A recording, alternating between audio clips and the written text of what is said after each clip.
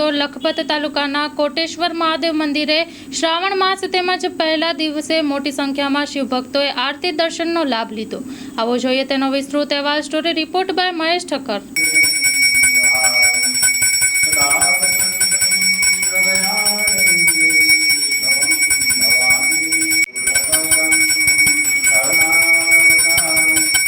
મારું નામ યોગેન્દ્રસિંહ રાણા। આજે પવિત્ર શ્રાવણ માસના પ્રથમ સોમવાર નિમિત્તે અમે કોટેશ્વર મહાદેવના દર્શન કરી અને ખૂબ જ ધન્યતા અનુભવી છે।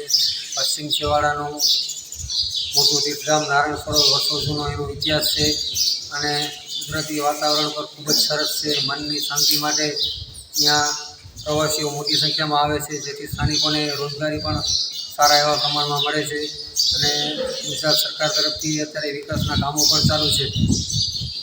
શ્રાવણ મહિનાનો પહેલો દિવસ એટલે સોમવાર અને ભોળિયાનાથનો દિવસ દૂર દૂરથી માણસો આ ભૂમિ પર આવે છે। કોટેશ્વરનો મહિમા અપાર છે, અહીંયા આવ્યા પછી ધન્યતા અનુભવાય છે।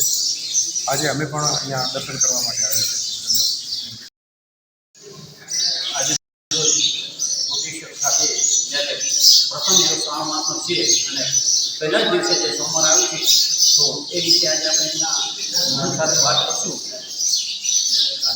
આજે પવિત્ર શ્રાવણ મહિનાનો પહેલો દિવસ છે અને દેવાદી મહાદેવ જ્યારે દેવોને પણ જ્યારે સમુદ્ર મંથનનો જ્યારે એ વિષમાંથી બચવા માટે દેવાદી દેવને મહાદેવની પ્રાર્થના કરી અને ભગવાન શિવે એના ઉપર કૃપા કરી અને જ્યારે પોતાના કંઠની અંદર ધારણ કરી અને કૃપા વરસાવી એવી ભક્તો પર પણ આ શ્રાવણ મહિનામાં એના ભક્તોના પૂર્ણ કરે એવો પવિત્ર શ્રાવણ મહિનો છે।